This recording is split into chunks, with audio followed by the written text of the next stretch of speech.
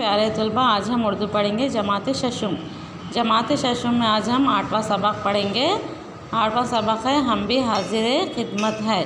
उसमें आज हम पार्ट 3 पढ़ेंगे, यानी तीसरा हिस्सा। जो शीला क्या करे, दादा जान को ख़त में सवाल लिखा, यानी जो भी कामा करे। उसके बाद दादा जान इस ख़त में क्या जवाब देना चाहते हैं कि तीसरे हिस्से में देखो। ख़त का जो शीला क्या करी थी, दादा की पोती, ख़त लिखने के बाद दादा जान इस ख़त का जवाब किस तरह दे रहे हैं यहाँ पे देखो।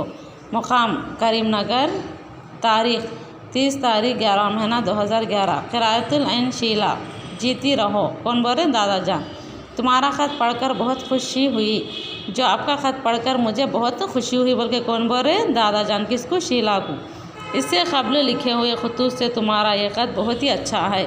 रोज़ाना जो खतूत लिखते थे ना, उससे बेहतर ये है आप ये ख़त जो लिखे बहुत ही अच्छा है, क्योंकि तुम एक ज़ईफ़ शख्स की खिदमत करे हैं। तुम और समरीन, तुम्हारे अम्मी अब्बा छोटी बहन सब खैरियत से है क्या बोल के पूछ रहे।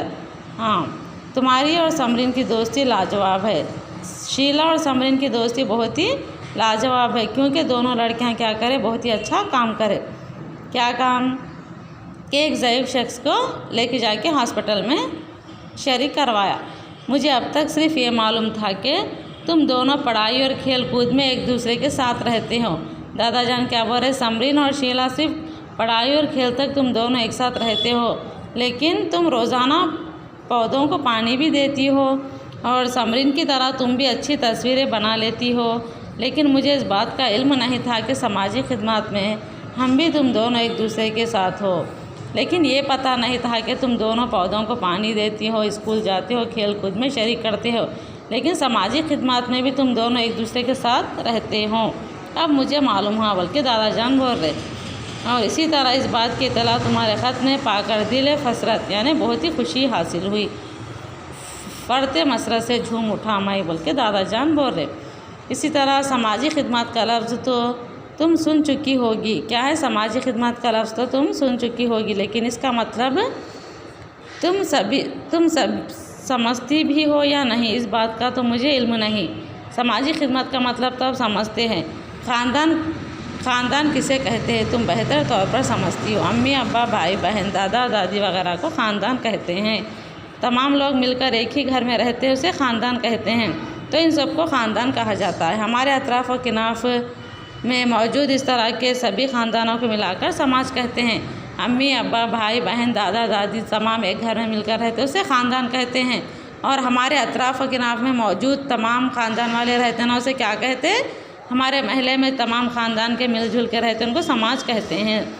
आपस में हमारे ख़ानदान में ज़रूरत पड़ने पर हम एक दूसरे की मदद करते रहते हैं अपने ख़ानदान में।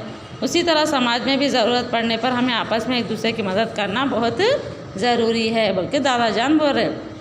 ये हमारी ज़िम्मेदारी है। किसकी? समाज को अच्छे बुरे वक्त में साथ देना हमारी ज़िम्मेदारी है।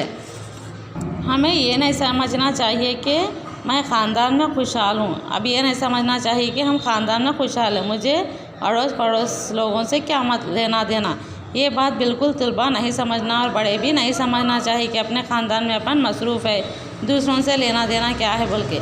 समाज बेहतर हो तो ही हम ठीक तौर पर ज़िंदगी गुजार सकते हैं। हमारा समाज सही रहे, बेहतर तौर पर है तो हम सही ज़िंदगी गुजार सकते हैं। मिसाल के तौर पर सारा महला कूड़ा करकट से भरा रहे, यानी मिसाल के तौर पर अगर सारे महल्ले में कचरा भरा हुआ है तो सिर्फ अपना घर हम साफ़ सुथरा रख ले तो क्या हम सेहतमंद रह सकते हैं? क्या बोले? मिसाल के तौर पर अगर अपने महल्ले में पूरा अपने अतराफ़ के माहौल में कचरा है, सारा कचरा फैला हुआ, सिर्फ अपना घर ही साफ़ सुथरा है, तो क्या हम सेहतमंद रह सकते? नहीं रह सकते, क्योंकि हम अतराफ़ के माहौल में भी घूमते फिरते रहते हैं। समाज में भी ऐसे लोग होते हैं जिन्हें 2 वक्त की रोटी भी मैसर नहीं होती। समाज में भी ऐसे लोग रहते जो 2 वक्त की रोटी भी मैसर नहीं रहती, बीमारियों से मुतासिर रहते अशख़ास, अंधे बहरे गूंगे कई लोग होते हैं समाज में। इन तमाम को मदद की ज़रूरत होती है। अपने समाज में कई अंधे बहरे गूंगे तमाम लोग रहते हैं, इनकी मदद करने की ज़रूरत रहती है। इसके अलावा आतिश की तूफ़ान, सैलाब, ज़लज़ला और मुतअद्दी बीमारियों के वबा से मुतासिर अफराद को भी हम इमदाद की ज़रूरत होती है।